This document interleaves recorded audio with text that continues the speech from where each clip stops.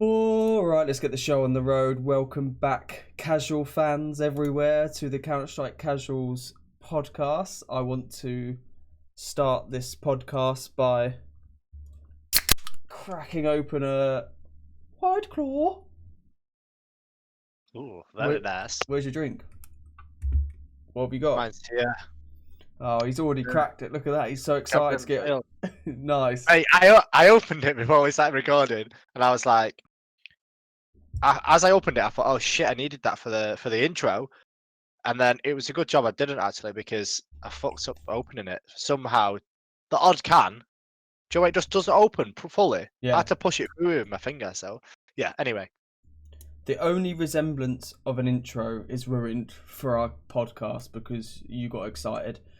Let's start this off, episode 41, by saying thank you, because the last episode was our most watched, our most viewed, our most interacted with, and it was pretty mad. So thank you everyone for listening and tuning in. Like, truly incredible. Let's get into it. IEM Chengdu. What we saying? Watched any of it? Obviously, started at 5 a.m. our time or something stupid on a Monday.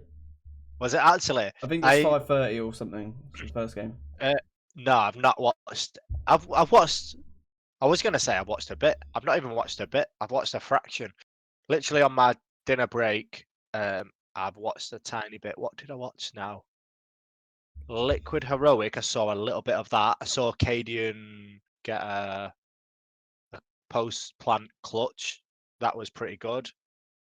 And did I catch a little bit today? A little bit of Heroic and Furia maybe? Well, the only interaction I had with it, or the way that I've stayed in the loop with it, is by gambling. I don't know if now we've got so many viewers we should be talking about this, but anyway, I had my eyes on some games in a accumulative fashion, and basically on day one, I think I sent it to you, I got every single one. The whole day, everyone came in except for Cloud9 and FlyQuest. Cloud9 are so infuriating. They're like they're just random. Like, what are you doing? And I completely missed the news bit about FlyQuest just being Greyhound. So I saw FlyQuest and I'm like, who the hell are FlyQuest? And how has Cloud9 lost them? I thought they were like a random Chinese team, like one of these Chinese invites that you get. Like, yeah. And I was like, Dexter. I was like, what? How is? Why are they lost? It almost would be more acceptable if it was a random Chinese, face it, fucking sick chase, like weird Chinese team. Because like, oh, they're losing to Greyhound. It's like, I think it's even worse. I thought Dexter kind of just disappeared. He played well, I think. Yeah. Oh. Anyway, I'm pretty happy with that though. Like an Aussie team doing well. Yeah, definitely. We always want more representation and more countries doing well and performing at these things. I don't disagree, but not when you got money on it. But so yeah. I got that one, and then I kind of went again on the next round of games, and again had all of them come in until it got to Furia Mouse, right? And in map 1, I think Furia came back from behind, or well, not map 1, whichever map they took it to 1-1 in the series. But Furia came from behind and then won. So it got, first map. Yeah. At that point, on the next map, on the decider, I think it went to overtime in the decider, or it went close. Yeah, the second map went overtime.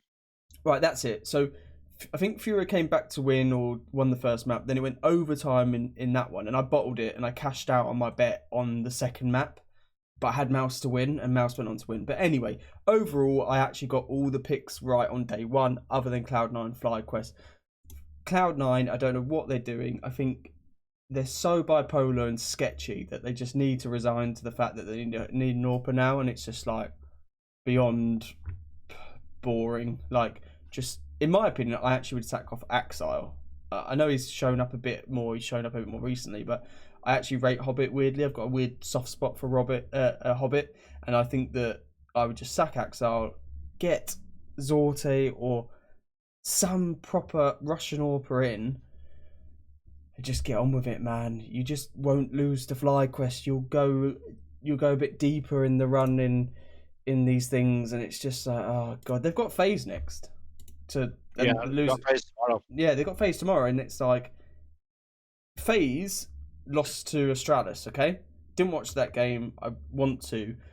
That was in a weird way kind of predictable with the device like buff coming in. Like they were probably feeling proper a bit. You know what I mean? Like good team to face as well. FaZe after the major, considering FaZe are probably going to be on a right lull. And If you want to play against FaZe at any time, it's now. exactly, they probably want to decompress after the major, not play a LAN tournament in Mate, China. Carrigan was their highest rated player during that match. Oh my god, if there's any ever a time that like your players are just a bit fatigued and not mentally there, because you'd argue Carrigan is probably the mentally strongest one, other than maybe.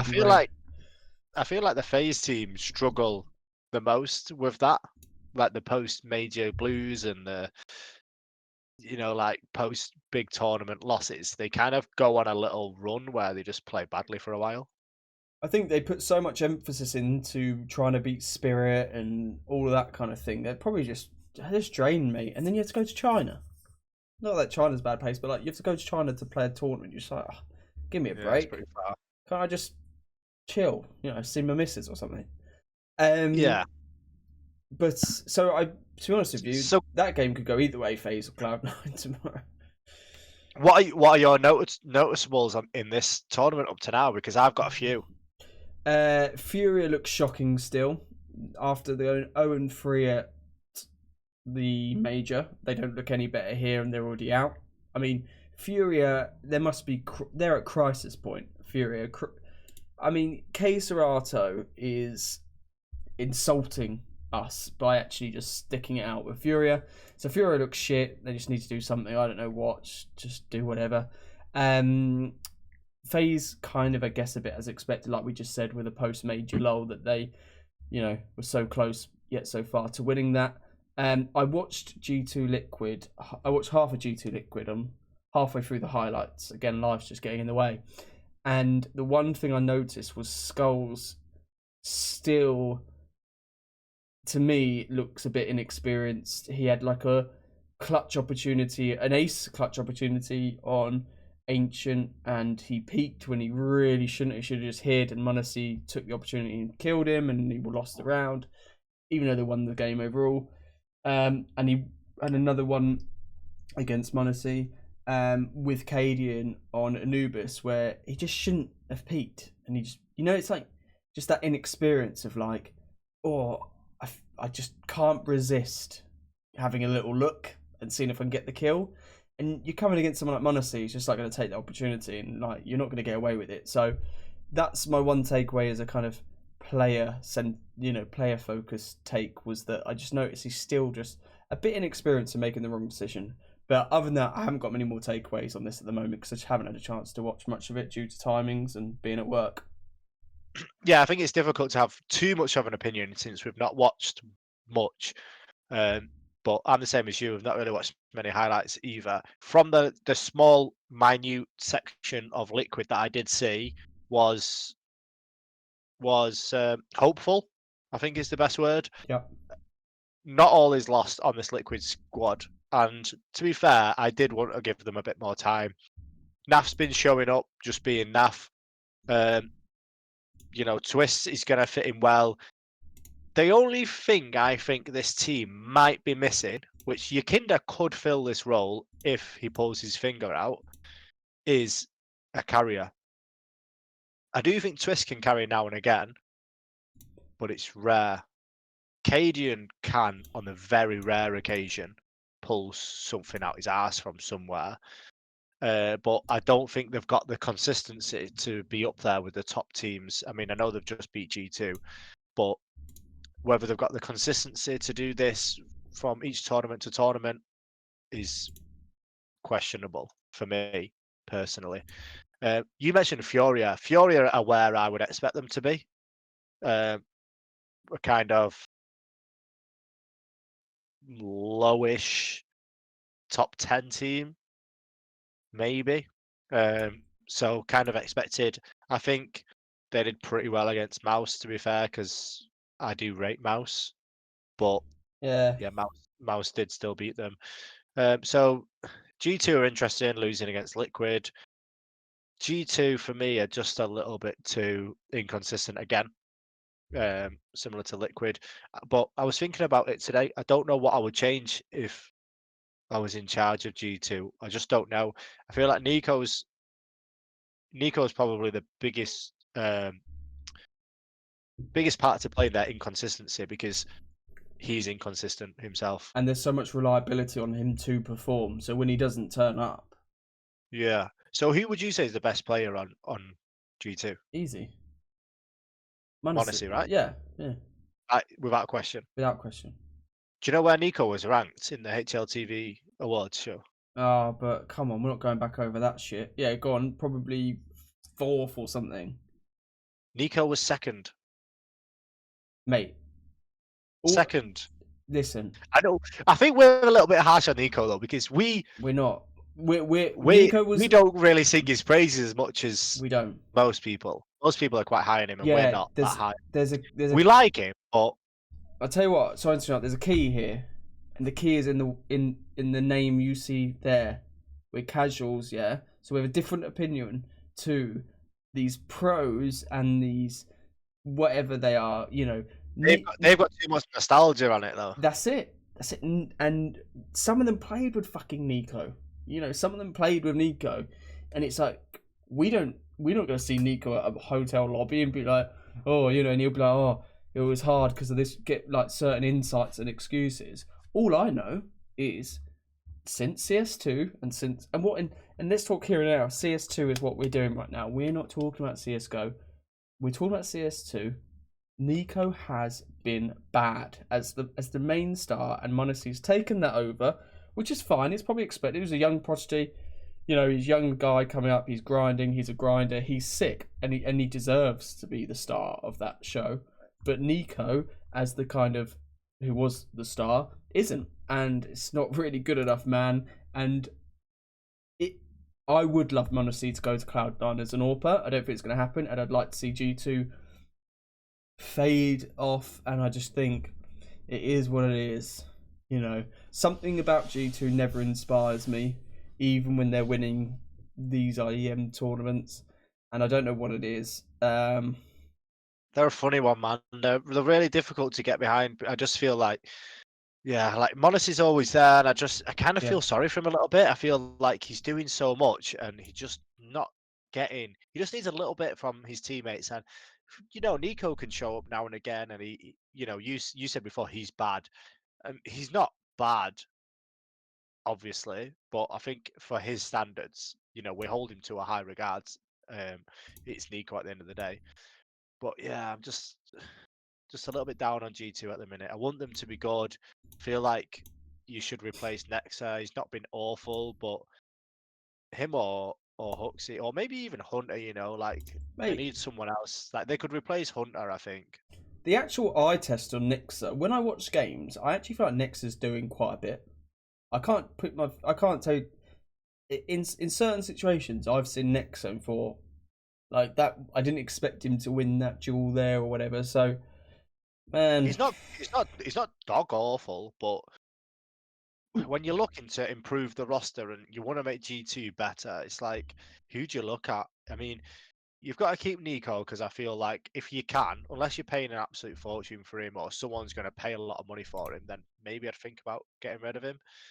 But he is a good rifle and he's obviously a great asset to any team. I would try and keep hold of him. In so terms of the go on. the thing that is interesting is when you actually look at the stats just quickly whilst we're on G2, it's like Nico turned up against 9Z on the stats. I haven't watched these games, so again, I can't comment on 9 tests, but stat-wise, Nico turns up against 9Z.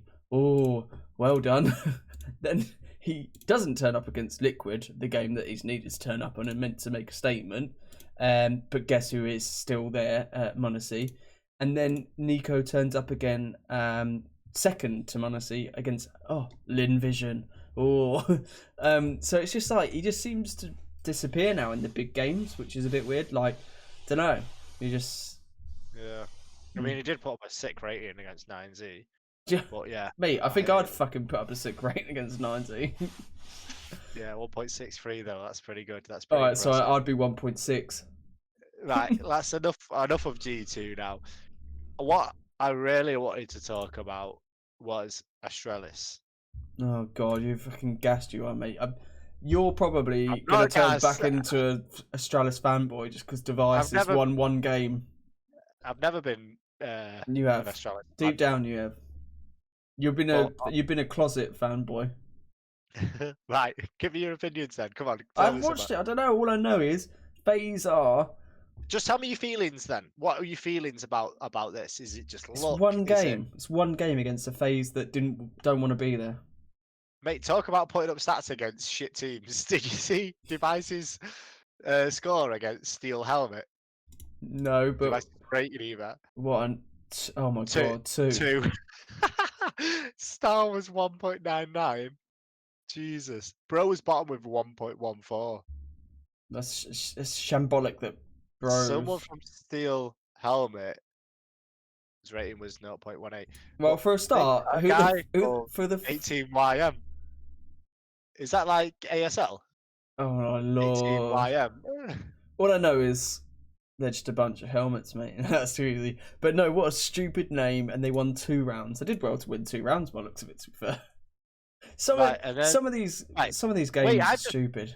wait a minute. I've just realised why you're so aggy about Astralis. It's just because they too owed your beloved FaZe. Is that why? No, I'm not. They're just gonna be. You're not bothered. No, FaZe are not gonna. A little bit. I think Cloud9 probably beat FaZe tomorrow. FaZe, this is a non-tournament for FaZe. That's the point.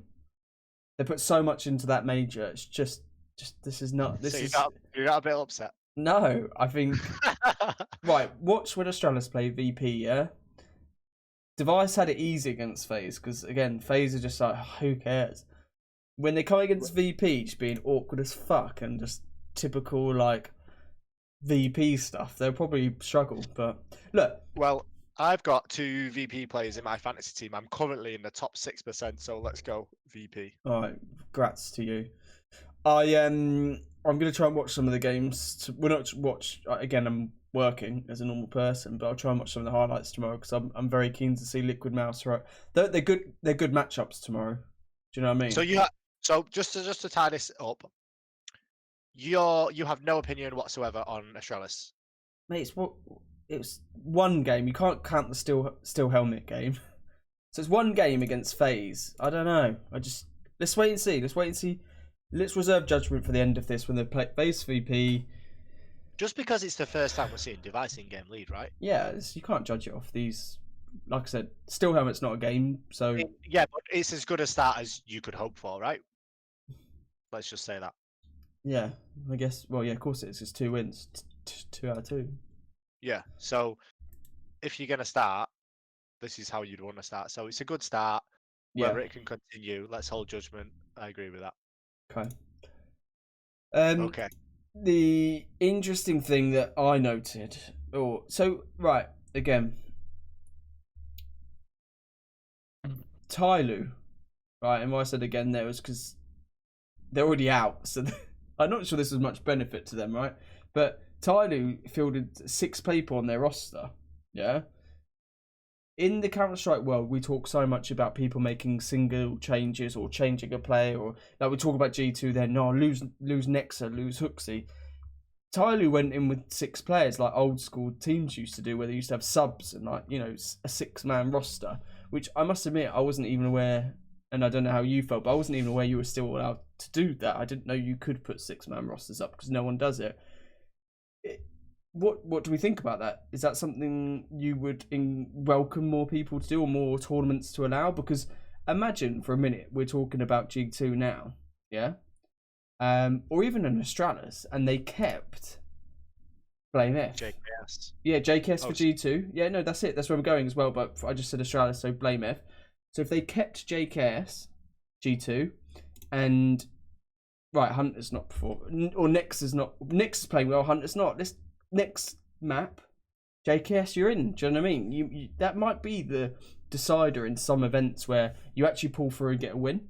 Mate, imagine again if in my mind, I don't know why, but like, how sick would it be if you kept the current Cloud9 roster with Munacy, and you like worked in Munacy as an AWPer on certain maps? So let's say you're playing Overpass, you need an Nah, AWPer. You breed. no, Well, Munacy would no. always play. Yeah, Monacy's Yeah. always playing. There's no way you put Monacy on your team and just go, oh, Monacy, do you mind sitting out this one? Don't think one need an AWPer. Yeah, it's true. Yeah, I'd still just stick him on a rifle. Just go on then. If it was, Yeah. So. Uh, What's your thoughts on it? Do you think that should become more of the norm like it used to be? And I didn't watch much of CS when this was when it was popular or when it was commonplace, because it used to be.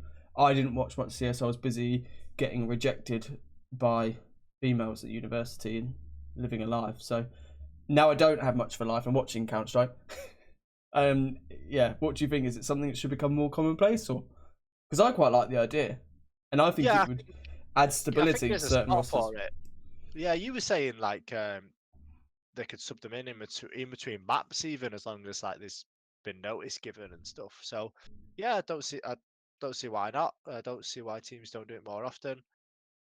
If it is still allowed, is it ESL that allow it? Well, the ESL rulebook, apparently, I've not read the full rulebook, allows for changes between maps and games, obviously. If it's allowed in a designated time. I don't know what that time is, but when a player's benched, what does that mean? How often can that player come in and out? Yeah, I don't know the answer. I'm guessing they have to register them for the tournament, at least. Yeah, I think that's I think for most normal ones, you have to register your 5-man, and that's your 5-man, right? I think. Yeah. I just think it's cool. I think it would probably offer a lot of stability to people's careers, players' careers, but also teams, because so many times these teams are just chopping and changing, making one change, and it would just kind of cut that out. Yeah. What about payments and stuff like that? Like, as we know, teams are struggling as it is anyway. So, Well, more players might make it a bit more. Or that would also encourage teams to make sensible signings and not give everyone all the money they wanted, because they know they've got to pay 6 as opposed to 5. Yeah. Well, as we know, I think we're going to touch on it. Teams need to. Don't know. Do you think teams, organizations need to be more better with the money, or is it just there's not enough money? Yes. Or what would you think it is? I think it's cost, isn't it? Spending money. Let's go on to it, because it's on our notes, which is about Preezy, right? So Preezy folding / releasing their team / administration, and they basically just can't afford to run their Counter-Strike team anymore, their esports organisation, which we're just seeing so commonplace again now, isn't it? That these teams just don't last. They don't survive at all. And interestingly, I saw it was one of the players actually that tweeted saying, "Oh, we're looking for a new team.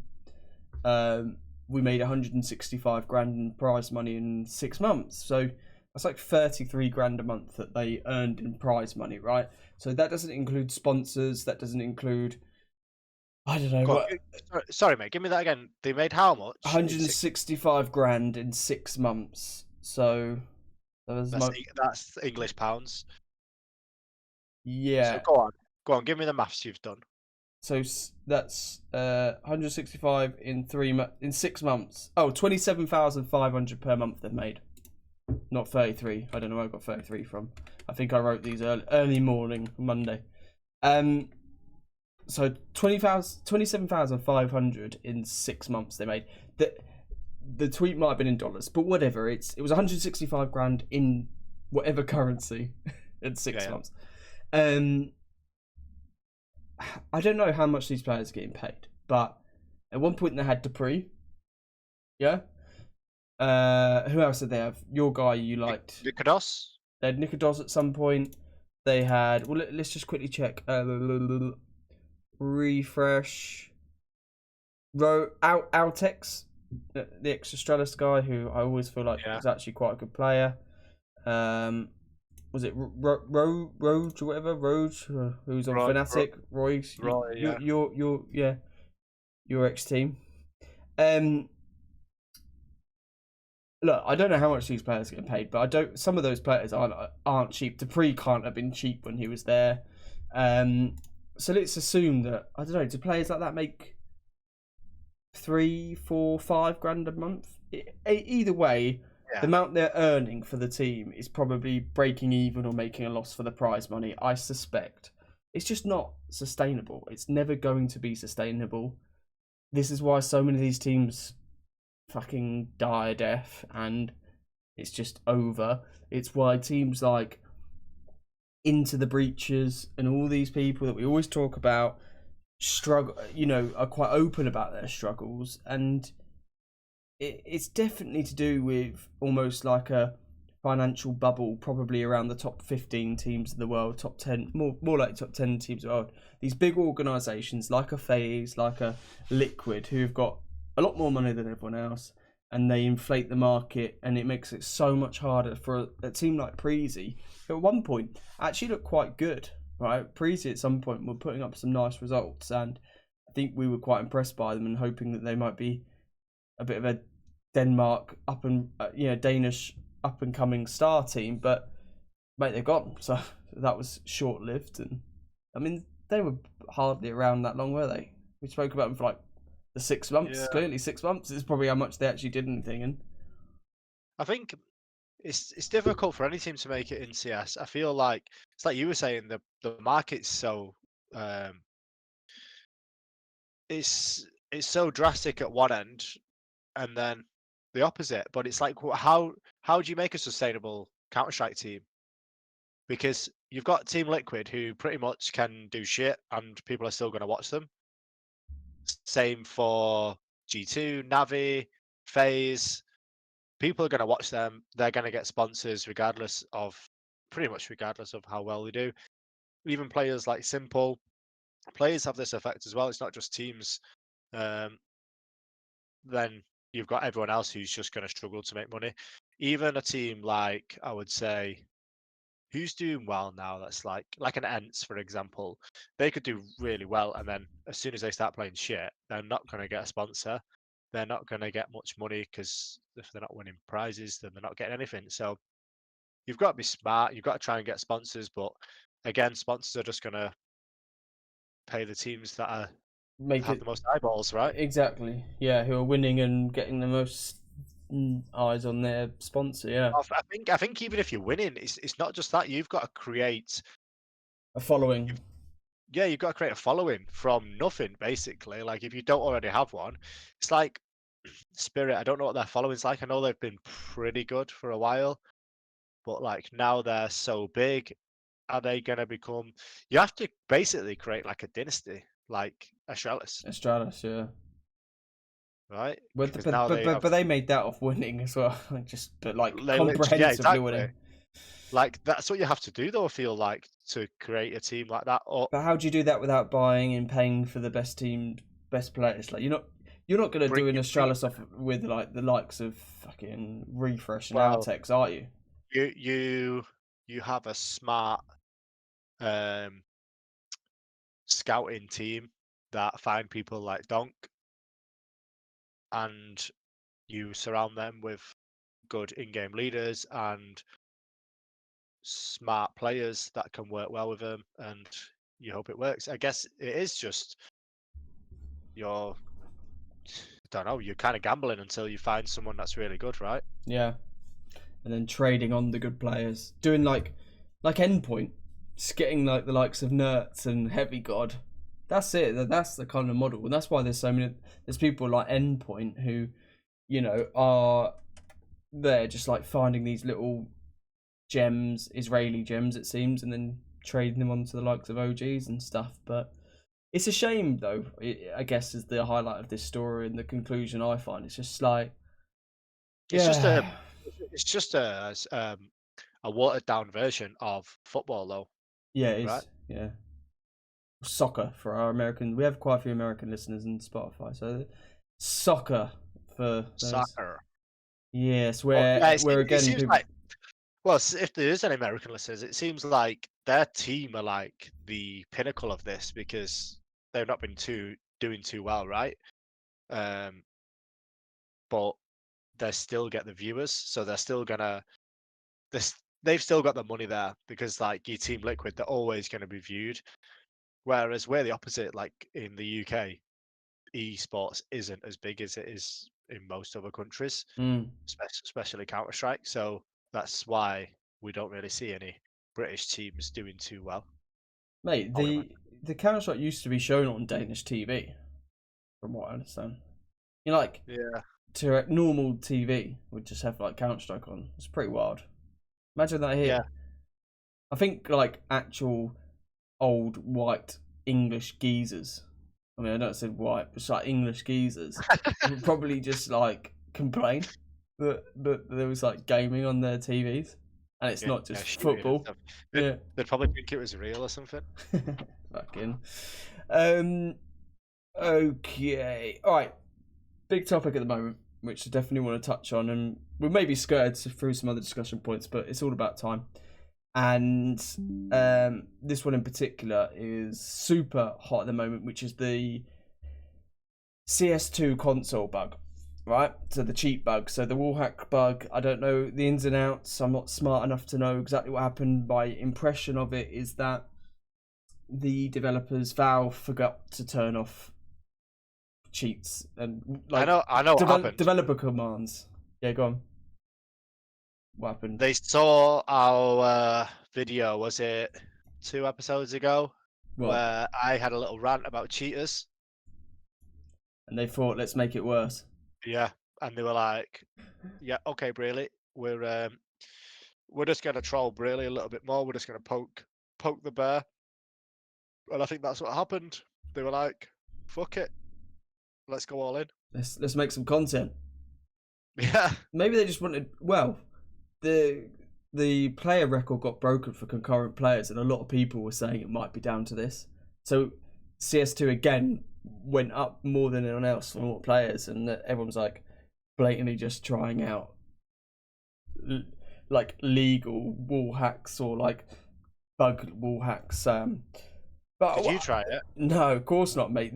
I mean, there was reports that you would get banned. Like, it's not worth it. Just to do what? To see someone through a wall. This is mad. But there's been a lot of hoo-ha because Face It came out and said they will take appropriate action against anyone that used it. They've been banning people for 2 years. They banned 2 Eternal Fire Academy players for 2 years. So, my question to you, because I know I feel like you're actually stronger on this kind of stuff than me usually. On other stuff, I think it's the other way around. But on this, you're very. Is that the right response from Face It? If you used it in a Face It game, and you were banned for 2 years, how would you feel? Well, I wouldn't. Okay. And if I did, then I'd be like, yeah, fair enough. All right, fine. So, all right. So, is it right they banned people for 2 years for using it in a Face It game? No, they should have banned him for longer. They are little cunts, mate. They're not logging on and going into a casual game and being like, "Oh, I want to see what this is like." They've logged into a Face It game, purposely gone onto a platform that has a very good anti-cheat, where everyone just wants to play fair, play a competitive game. If you want to cheat, at least do that on a fucking, I don't know, one of these public servers where everyone's just fucking about or something. You've purposely trying to inflate your elo and your Face It ranks, and you're clearly trying to take advantage. So 100% they should be banned For 2 years? or longer. Or Definitely, like they've purposely gone out their way these to are do. Eternal Fire Academy players. Yep, you fucked it, mate. It happens all the time because people are idiots. You've got this great opportunity in front of you, and you go and cheat. And these are the type of players that would cheat in a tournament if they could get away with it. Okay. So strangely, I think you've actually pulled me more around to your way of thinking. My initial reaction was 2 years is a very long time for a cheat, which definitely is a cheat that has they've not gone out their way to like download it, find it, research it. They have gone out their way to enable it, but that was because everyone's talking about it. Everyone's, not doing it, but everyone's talking about it and saying, or this is in the game, this is what's happening. It's ultimately it's Valve, man. What? How are they letting this happen? How do they let these things happen? Why are they worrying about things like fucking giving the Zeus more charge and new skins for the Zeus, and they're letting people cheat in the game? So look, it's still the people's fault who use this cheat because you're idiots, and you should know that there will be repercussions. I don't actually know if Valve have been banning people, back banning people. Mate, that's irrelevant. No one seems to care about back banning anyway. But Faceit banning is a big deal, and I think you're right. You're right what you say. Faceit is a competitive environment, and where people are going there to really push their elo and try and make a name for themselves. People get spotted off Faceit, right? People get scouted off FPL and Faceit. So they are idiots. They should be banned. 2 years feels very long. 2 years is a very long time in gaming and esports. Not in life, but and especially for young people. Like 2 years is like, for us, 2 years is over because we're old as fuck. But 2 years to a young gamer, like their careers. They've got to go Valorant. What do you do? It's a good opportunity. It's a good opportunity for. Yeah, but then they can still play Counter-Strike. They're just banned from Faceit, Mate, right? what pro plays anything other than Faceit? Other than I imagine they can make a new account or some shit. I don't know, but it's still you've cheated. Like what? Why? I don't get it. If you just want to see what it looks like, or you're just trying to gain an unfair advantage over people, and if you want to see what it's like and just be like, oh, it's Valve's mistake, then yeah, go on to public servers and fuck about and do it there. So yeah, or fair with enough. bots or something. Although you could do that bots and anything. But yeah, I know what you're saying. You made an interesting point though. It's Valve's mistake. It is Valve's mistake. What are the consequences? What, for Valve? Yeah. Well, I don't know. Yeah, and actually, I wonder if the publicity and the noise around this has meant more people have played the bloody game. It almost feeds into it. It's like, ugh. It's like they do it on purpose, and they won't say anything. They'll just fucking crack on. But they really need to fix the cheating. Like, I mean, I can't say it enough. It's really frustrating. I was thinking about this and the cheating. I was like, why? And after the episode we had a couple of episodes ago, we talked about the cheating. They do, because I actually way prefer the mechanic and interface of Premier to Faceit. I actually think Faceit, I understand its role, but for people of our nature, our casual nature, we're not trying to push FPL. We're not trying to go fucking Faceit 10 and get in a game with Smooya, and do you get what I mean? It's not gonna happen. It's not gonna happen. From a casual competitive player, the Premier experience is actually really nice. I really like the way you veto maps, and then the other team chooses a side. I don't actually like knives. I know it's old school and but I just don't really get the point in a knife fight to decide. Like, it's just bollocks. I just get. I've wasted another 2 minutes running around at mid to lose a knife fight. Like, oh, brilliant. Just fucking get on with it. Do you know what I mean, though? Like, I don't care. It's a bit of a faff. What is it? It's like you have to. I don't know. You have to go into Faceit. You load up a second thing. You then have to load the anti-cheat. Then you load Counter-Strike. Then you have a knife fight. I'm like, do you know what it's like for me? I don't know if other countries do this, but in the UK, we're obviously over polite with some certain things, and I think it's actually probably more prevalent in European countries. When you get your food at the dinner table and you have to sit there and wait till everyone's sat down before you can eat, and you're starving. That's what knife round is like for me. I'm just waiting. I just want to play. I just want to play. Why the fuck are we pissing about? Eat my roast dinner. I don't care that Dad's not ready. You're just starving. Yeah, and then he's just about to sit down. Then he's like, "Oh, I forgot my drink or something." Yeah. And you're just like, fuck's sake. I know, yeah. It's not. It's actually rude. It's actually rude of him.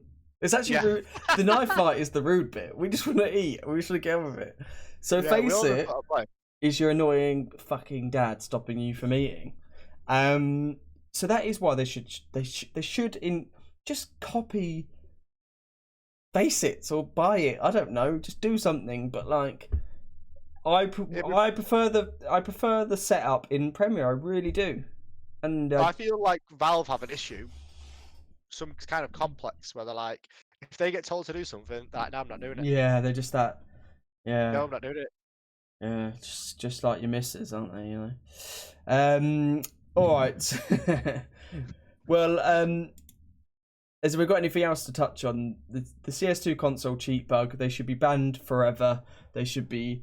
A Faceit employee should go to their house and destroy their computer. Is what we're saying. Just burn. Yeah. If that country, whatever country they live in, have the death penalty, then that should be considered. Oh, we're really trying to get those clicks this episode. What else do we talk about? I sold a skin. Oh yes. Okay. What we doing? All right. I tell you what I first want to do. If there is anyone out there that listens that is familiar with skins, I would love to get their opinion on the skin, because I unboxed. I was a bit bored on a Saturday. I had the kids with me. I just fancied a bit of a flutter. I was like, okay, go on then. So I put 15 quid in and bought some boxes, which is rare for me. I don't actually do it that often. And I just started opening some boxes, and I pulled out of the box.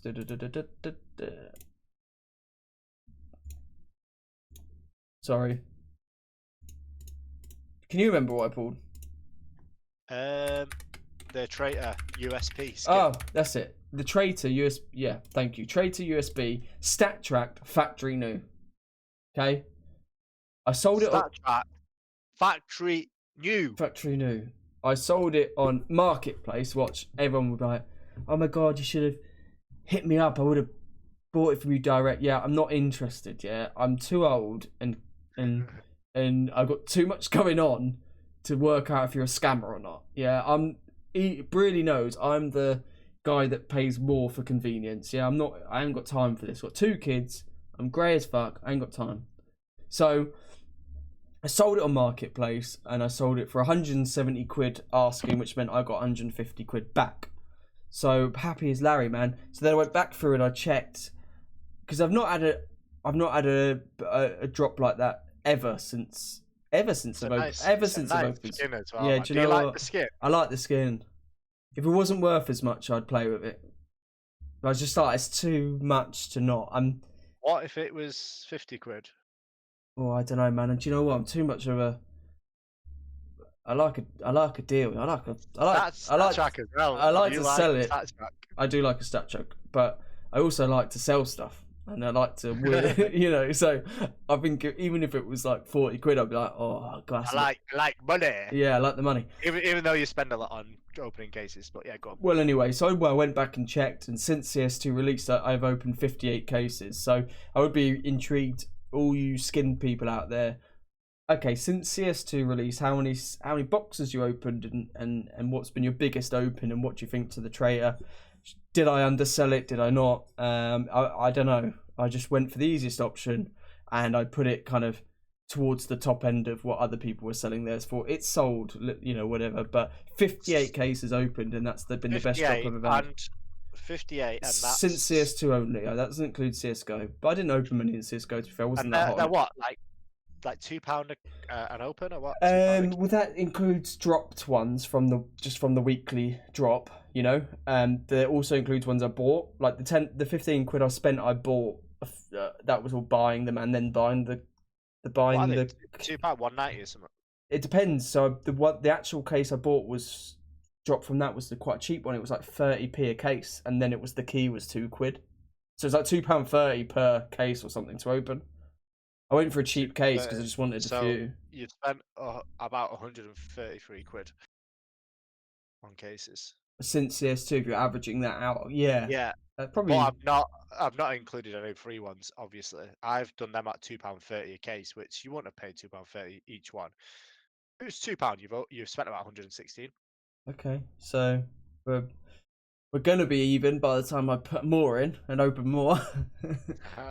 No, but we are going to do a giveaway. We are going to once I've got the money in my account. It's pending at the moment because you know what Valve's like. Just really keep that money and just not quite give it to you because they really need it. Yeah, and when they do give it to you, it's only Steam money anyway, so it's like Yeah, so we're going to do a giveaway of some sort, so watch this space.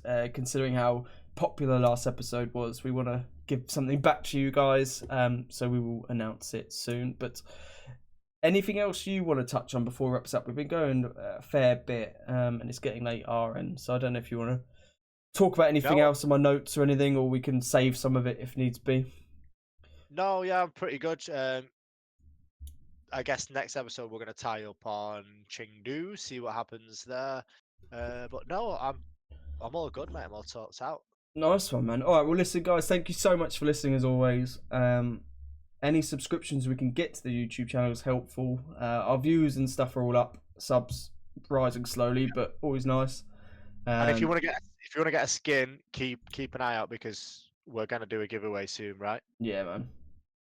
So, all right, guys, GG. Thank you so much for listening. GG, really. See ya next week. GG's.